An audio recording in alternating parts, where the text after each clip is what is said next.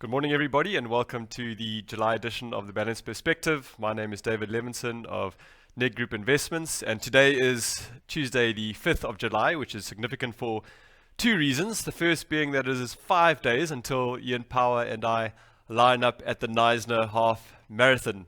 Iain, good morning. Thanks for joining us, and any pre-race comments from yourself? Morning, David, and good morning to everyone joining us. And the only thing I'll say is it's going to be a good competition. That's all.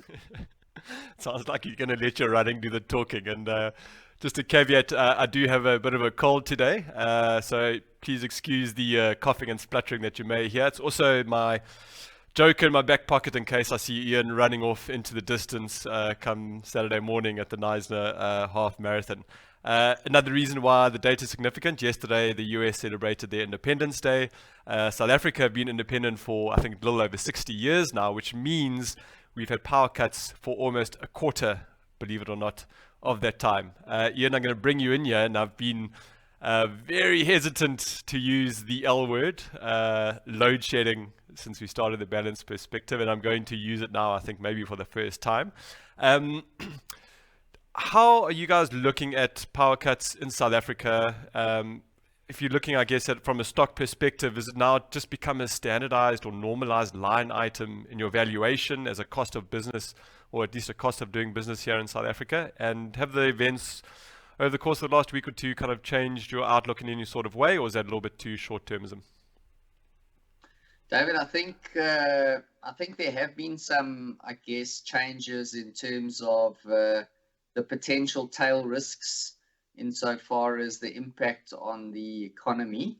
And I think that really is largely because when one has got load shedding level 1 or 2, or to the extent that businesses can still cope and still manage with the power interruptions. In other words, when you're running a diesel generator, or you've got a battery backup, and you're effectively tapping that for maybe 2 hours of the day or thereabouts, it's still manageable in the sense that those costs of the fuel and the interruption is still being able to be covered in terms of the business that you're in or the products that you sell.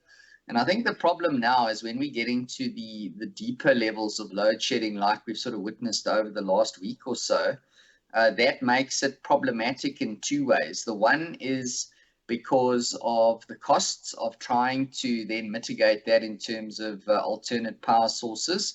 And then the second one is obviously just those businesses, big manufacturing or mining companies, which, production then really starts to be impacted.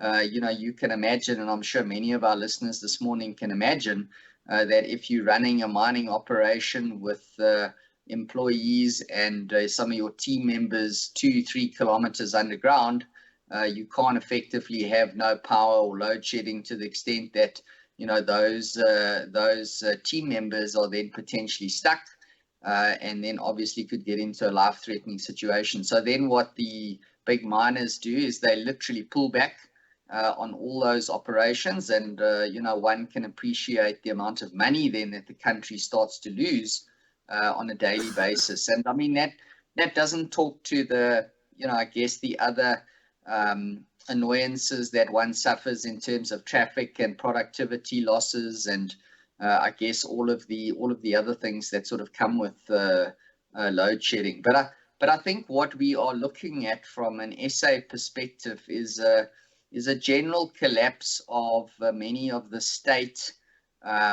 services, insofar as whether it's power, whether it's water, and we can see lots of municipalities which are effectively bankrupt.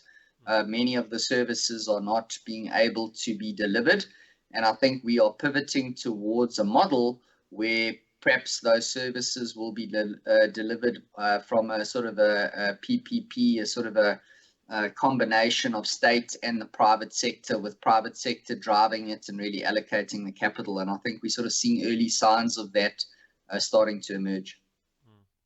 Thanks, Iain. Yeah, I was listening to the CEO of Sibanye-Stillwater on the radio yesterday talking about how material a single day of outage can mean to a company like theirs.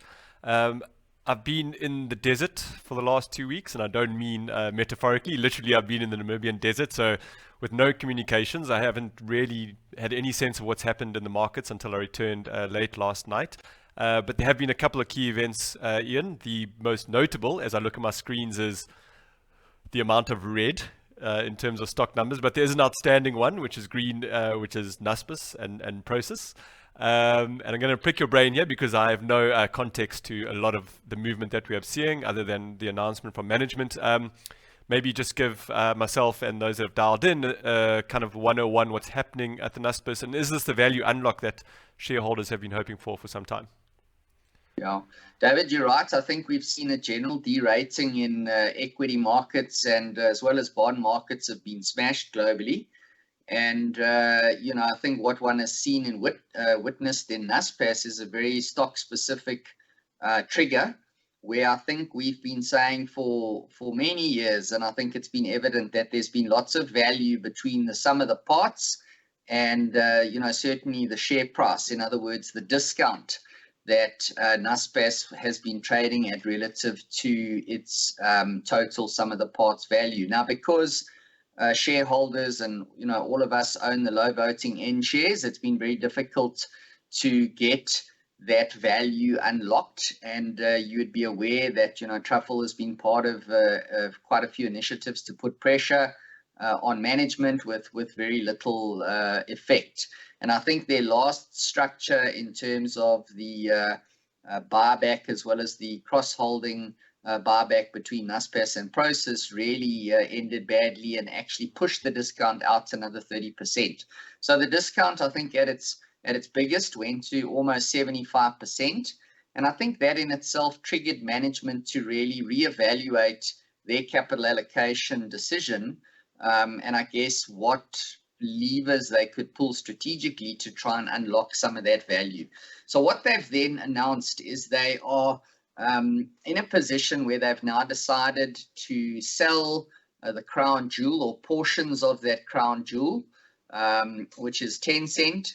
They'll probably sell or be part of market sales to the extent of 2 or 3% of the daily volume. And they're going to look to sell down some of their Tencent stake and buy back some of the Naspers and Prosus shares, which are trading at deep discounts. And if one just appreciates the size of the discount, and the discount sort of closed to now closer to sort of the 50% number, and maybe slightly lower than that. But the reality is, if you sell $1 worth of Tencent, you can effectively buy back double that same amount because Naspers is trading at such a big discount to its underlying NAV. So every $8 or $10 billion of Tencent that they sell and switch into Naspers is very NAV accretive, because as you can imagine, you're buying into this gem of an asset which is Tencent, but you're paying half the price. So they can sell it at face value and then buy it back at half the price. So what it's doing is two things. The first thing is it has closed some of that discount to that sum of the parts, as investors expect more and more sales of Tencent, but then buying of Naspers and Prosus. And then secondly, what it also does is drives up the NAV of Naspers and Prosus, because you're buying those assets at a discount. And I think what is probably in store for us here finally is that perhaps the Naspers, and we're speculating now, is that Naspers management and the executive have decided they're going to try and buy back as much as possible of these shares and maybe sell $30 to $40 billion worth of Tencent. And then I wouldn't be surprised to see an unbundling where they split out the Tencent portion and then list the rump, thereby crystallizing some of that value gain by buying back all of those shares at a massive discount. And I think that has really then driven the Naspers and Prosus share up in an environment where you've seen a massive risk-off environment as a result of higher rates and high inflation expectations, and that, I guess, efficiency of the market now recognizing the fact that the likelihood of an unbundling in the next couple of years seems a lot higher, which is obviously good for people who have been holding those assets. And I think the biggest benefit, David, has been in the rump value of Naspers. And I think that's where we've really benefited, because we've had exposure to those rump notes. So we've been long Naspers, and we shorted out the 10-cent portion. And of course, the closing of that discount has seen those rump notes rise well in excess of what you've seen the Naspers and Prosus share price increases. So, Iain, just before I move on to the next question, when you refer to the rump, what are some of those underlying assets? So those assets would be all the assets ex 10 cent. It would be some of their classified businesses. It would be their food delivery businesses. A lot of those e-commerce verticals that they've been building in different countries around the world. And I think one appreciates the fact that many of those businesses are in different stages of their J curves, and the market really has been putting a negative value on a lot of those assets. And the prospect of a unbundling or separation of Tencent from that rump means that the market would have to put a value on those assets. And I think therein lies the opportunity to potentially crystallize for management and shareholders that are still in and invested in those assets, holding an asset where then you get the benefit of better price discovery for the rump.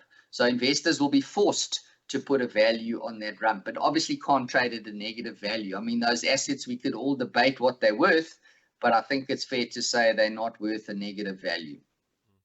Okay, thanks. I think it'll be interesting to see, is the CEO Bob van Dijk, is that right? Yeah. I mean, it'll be interesting to see with now maybe a sense of greater transparency around also the executive remuneration. I know a lot of people have kind of had a bit of an antagonistic relationship with Naspers there around what are they being rewarded for. Is it that passive 30% that they might hold in Tencent, or what actually falls under their element of control? I'm actually eventually moving to the topic of today's Balanced Perspective webinar, which is around the waiting game, the pun that I used when I designed the invite and the title for today, around how you're weighting your offshore component within the balance fund. So obviously the new regulations came in early in the year, allowing up to that 45%. We've had some commentators in the public space and fund managers saying they're going straight up to that 45%. They're going to be very sticky around there. Others are being more prudent, saying we're going to keep, we're quite bullish on South Africa. We're not rushing into any globals. How have you guys approached this increased allocation? Because I think it's currently sitting at around 30% of the fund at the moment, the offshore component. Yeah, David. So I think in principle, we think that increasing the offshore exposure is a sensible thing to do. But I think from a timing point of view, we were perhaps a little bit more nervous given some of the value on offer in the local market. And notwithstanding all the warts and the load shedding and a lot of the issues that we've got here, many of these shares are priced for this bad news. So in other words, in a world where many of the offshore equity markets have been expensive and where there have been increasingly risks building in terms of earnings, moving down, our own markets valuations have been very, very cheap versus history. And I think businesses have generally done better in this tough environment in terms of dealing with COVID and dealing with some of the structural issues in our country. And I think that opportunity from a valuation point of view in both our fixed income and equity assets suggested to us that we should perhaps be a little bit more cautious and prudent before one takes a basket of very cheap SA assets and sells those down and puts it into more expensive offshore markets where perhaps those tail risks and valuation support is not as compelling. And I think if we just if one looks at the first quarter in terms of or in the second quarter numbers in terms of what we've seen from markets, you're seeing quite a sharp derating offshore, sharp underperformance from global equities as well as bonds, and I think really vindicating our views. And I think on top of that, we haven't really seen the second quarter earnings yet, and I think this is where we're going to see some more pain, is where companies globally starting to report their Q2 numbers, and I think those numbers are not going to be viewing for children.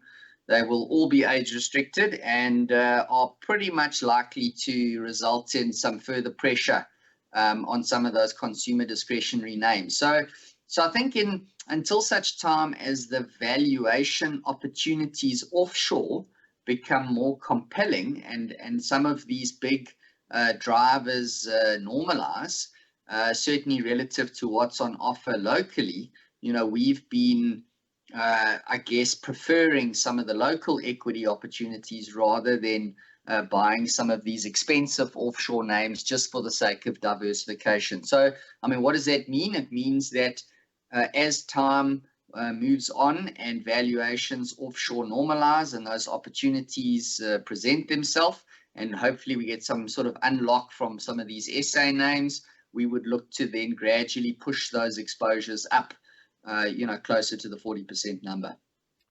Fantastic. Thank you very much, Iain. I've probably eaten into more than our 15 minutes today. And thanks, as always, for your time. And I look forward to towing the line with you in 5 days' time. Great, David, and thank you. And thanks, everyone, for signing on. And I really just hope I can stick to your heels on this through this Knysna forest. I think we all know you're a racing snake in the grass.